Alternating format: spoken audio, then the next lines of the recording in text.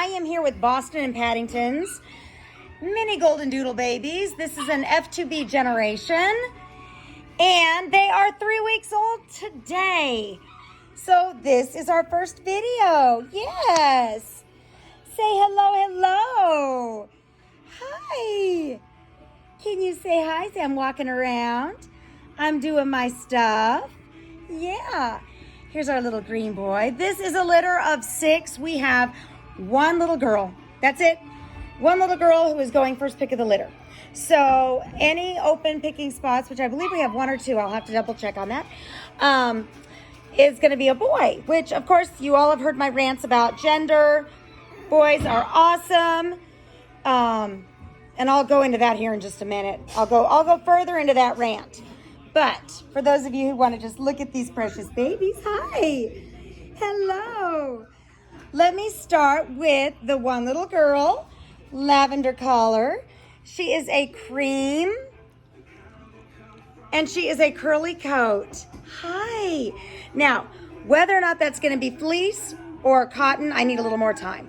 Right now, she's definitely got a lot of cotton in there, and we'll just have to see about the fleece. She reminds me a lot of my Daphne.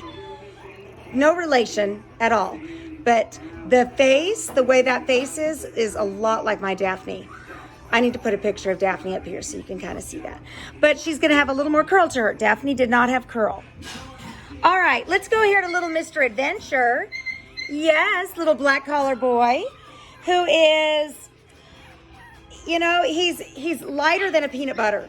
So he's almost like a sandy color. Not an apricot. An apricot has more of an orange hue.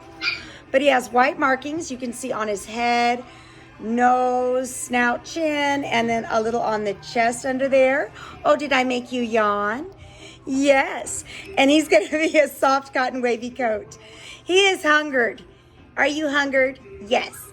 All right, next, let's go here to little green collar boy, who is the darkest of the litter. A dark red, soft cotton wavy coat. Hi, Pumpkin Noodle. Hi. I see white under your paws. Yes, I do.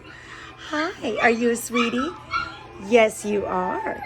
All right, next up, let's go here to little orange collar, who is a light red. And he's the smallest of the litter. So he's going to be down at that 20-pound mark.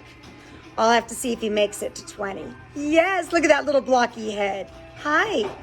This is actually not an English litter. No English lines in here, but he does have a little bit of a blockiness to him. Yes. All right, red collar boy is kind of an apricot color. He's got the sandy, but he's got a little bit of orangey hue to him. Hi. He's a soft cotton wave. He has a tiny bit of white on his chin. Yes. Are you pretty? Are you pretty? You know it. Yes, you know it. All right, next, let's go to, blue collar boy, who is also a sandy color, kind of a peanut butter. I guess you could call, at this point, you could call red and blue peanut butters. We'll do that. Peanut butters, and then you've got the lighter tan for black collar. Oh, thank you, honey. Oh. Thank you. I can't grab the flowers. Can you put them on the bench over there for me? My girls are bringing me flowers right there by the dinosaur. Yeah. Thank you. Okay, blue collar boy is a soft cotton wavy and Tama peanut butter. And you can see just a tiny stripe of white on the face. Thank you. Can you put it on the bench over there? Mama can't get it. Oh my goodness. Do you hear the girls? Want to be with the girls? The girls are holding them and playing with them constantly. They are 3 weeks old, so they've been held and played with since their eyes were open at 2 weeks old. And of course we hold them, but the kids generally don't hold them until after eyes are open. That's just kind of a little thing. It's easy for me to say 2 weeks old, but for kids, 2 weeks is an eternity. So I just say wait until their eyes are open, which is at the 2 week or a little before or after mark. So right now they have already had, look, we're down. They're just not going to do anything for us on our first video because we're just tiny little babies and we want to just get in a big dog pile and go nappy, don't we? That's what they do. They nurse and nap. There. Shall we watch you for just a second? Watch you walk around and get into your areas? Say, we got to get back into the dog huddle. Quickly, quickly, folks. It's essential. They've had that first deworming at 2 weeks. They'll have another one next week. Every 2 weeks, they get their preventative dewormings. Because they're dogs, because they're animals, they need to be dewormed. You're going to continue that when you get home, but it's going to be in like a monthly chew or something like that. That is something that I really do need to talk about.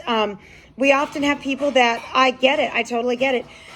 Doodles are expensive and they can't really afford a doodle, and they save up a long time. One thing that you need to remember to save is your, costs of just simply owning a doodle. You need to have your, first of all, when you take them home, we are wanting you within 3 months of taking them home, because you're taking them home at 2 months old. Within 4 months of taking them home, you're going to have your males neutered. That is an absolute must. People that do not do that can have marking issues on both the males and the females. So the males, you want to get them neutered within 4 months of taking them home. No, I'm sorry, not 4 months. 4 months old, 4 to 5 months old. So they go home at 2 months old. So in 2 to 3 months after taking them home, goodness sakes, I'm confusing you guys as well as myself. 2 to 3 months after taking them home, you're going to neuter the males. And 3 to 4 months old after taking them home, you're going to neuter the females, preferably 3 months after you take them home. We don't want them to have their first cycle, which is at 6 months old. If you let them have their first cycle, I say the damage is already done. You obviously aren't going to have a uterus to get uterine cancer, which is good, but you can still run into a lot of problems. Also, marking and aggression. So you definitely want to follow our guidelines and go ahead and get them neutered and spayed by the proper time. So that's kind of my rant on gender. A lot of people still go by the old males mark their territory, so do females.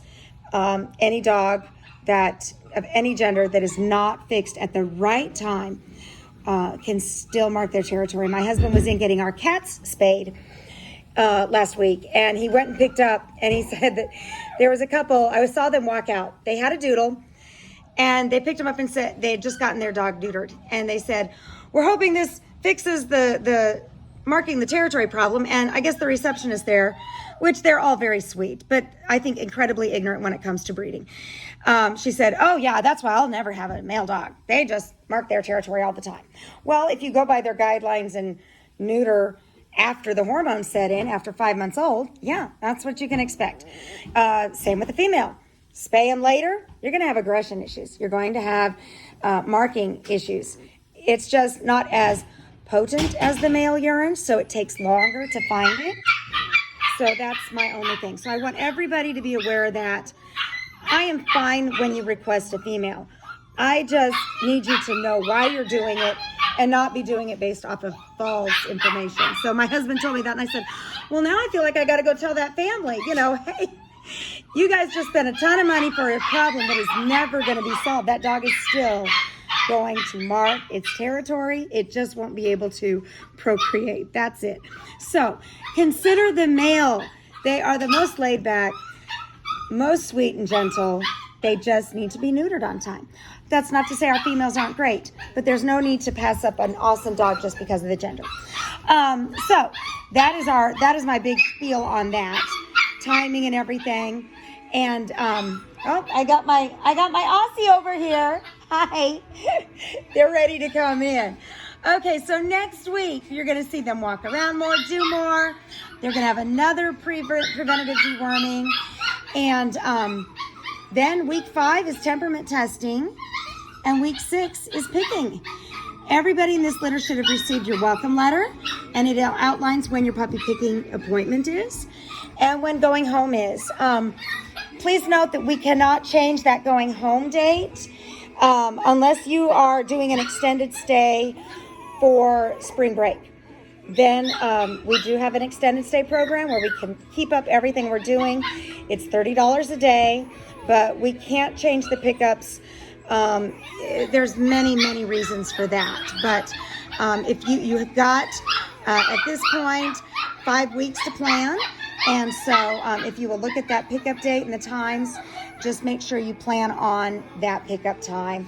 As far as picking goes, if you're unable to attend, we do pickings virtually. You can do that with Zoom or with FaceTime. So we are more than happy to do that. Of course, you're going to have a bunch of videos here between here and then. So hopefully you will get a feel for who you really want to take home, who is yours, and we are excited. They are just beautiful. And look, they're just conked out, people. Conked out. All right, I'm going to let you guys go so that you're not bored to death, and I'm going to let them go back to Mama. All right, guys, we will see you next week. Have a good weekend.